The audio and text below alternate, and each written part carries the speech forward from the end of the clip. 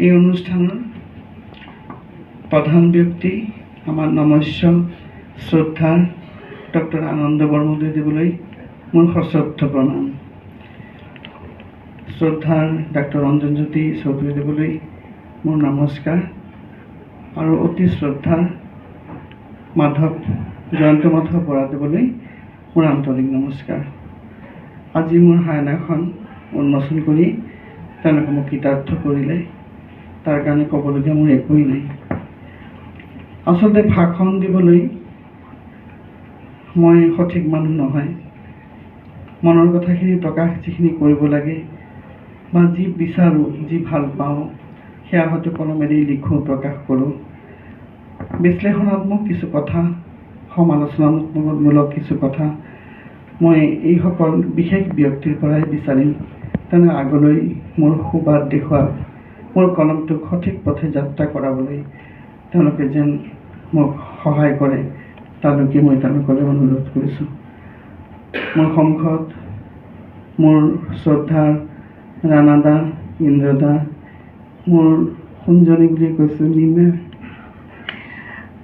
শ্ৰদ্ধাৰ স্বামী, মোৰ একমাত্ৰ পুত্ৰ, গ্ৰন্থবাৰ্তাৰ প্ৰকাশক পূৰবী হাজৰিকা, কণমানি ভাইটি, তেওঁৰ সহায়কাৰী হিৰণ্যলয় আৰু সকলো মিডিয়াৰ ফালৰ পৰা মোক সহায় কৰিছে মোৰ দিগন্ত চৌধুৰী ভাইটি আৰু ভাস্কৰ আছে পিছফালে।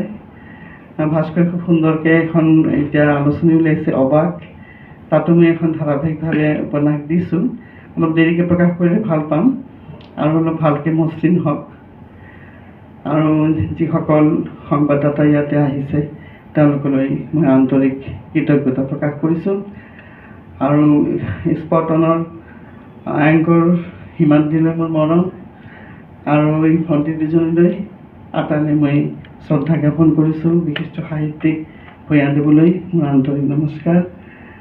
এইখিনিকে কৈ মই এতিয়া মাইক্ৰফোনটো বিশেষ ব্যক্তি আমাৰ নমস্য সাহিত্য জগতৰ ধ্ৰুৱতৰা ডক্টৰ আনন্দ বৰমুদে ছাৰলৈ আগুৱাই দিছোঁ।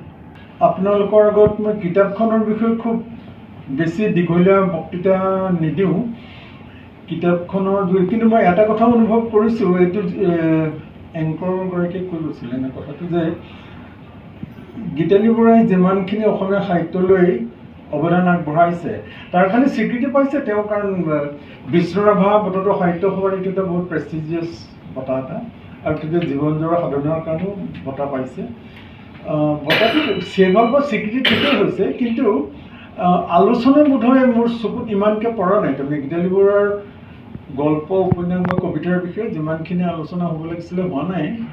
কিবা কাৰণত মানে হয়তো মানে সমালোচকসকলৰ মনোযোগ আকৰ্ষণ কৰা নাই এতিয়ালৈকে। আশা কৰিছোঁ সেইটো হ'ব। আৰু বহুত সময়ত বহুত লেখকৰ সমালোচনা দেৰিকৈ হয়, মানে ডিলেইড ৰেকগনিশ্যন তেনেকৈও হয়।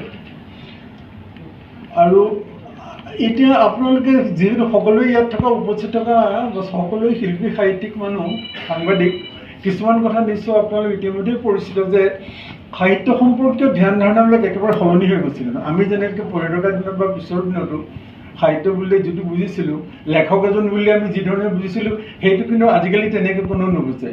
আজিকালি বিশেষকৈ ৰলা বাৰ্থে যেতিয়া লেখকৰ মৃত্যু ঘোষণা কৰি দিছে, তাৰপিছৰ পৰা লেখকনো কোন এইটো মানে বৰ অস্থিৰ অৱস্থাতেই আছে এতিয়ালৈকে। ৰলা বাৰ্থেই হওক বা মিছেল ফুকোহঁতে 18 ফাংচনৰ কথাবোৰ যিবোৰ কৈছে, ৰলা বাৰ্থেতো লেখকৰ মৃত্যু ঘোষণা কৰি দিছে যে তেওঁৰ মতে লেখক মৰাৰ পিছতহে কিতাপখনৰ জন্ম হৈছে। কিতাপ এখন মানে লিখিছে মানে হেয়াৰ এণ্ড নাও, এতিয়া ইয়াত লেখা হৈ আছে, লিখি গৈ আছে কিতাপখন। ইট ডাজন্ট প্ৰিচিড দি অথৰ, অথৰজনৰ আগতে কিতাপখনৰ অস্তিত্ব নাথাকে। হেয়াৰ এণ্ড নাও ইটাৰনেলি দি বুক ইজ বিং ৰিটন। আৰু মিছেল ফুকোহঁতেও বিভিন্ন চিন্তা কৰিছে যে অথৰজনৰ একচুৱেলি কিতাপখনৰ সম্পৰ্ক কি, কি সম্পৰ্কত অথৰ আৰু কিতাপ, গীতালি বৰুৱা আৰু হায়েনাৰ সম্পৰ্ক কি, হায়েনাত কি আছে। হায়েনাতটো এটা ডিছক'ৰ্চ এটা আছে যোৱা শতিকাৰ 90 দশকৰ, তাৰ সেই সময়ৰ সামাজিক, ঐতিহাসিক বা আপোনাৰ যিবোৰ ৰাজনৈতিক এনেকুৱা ঘটনা প্ৰবাহৰ এটা ডিছক'ৰ্চ তাত আছে।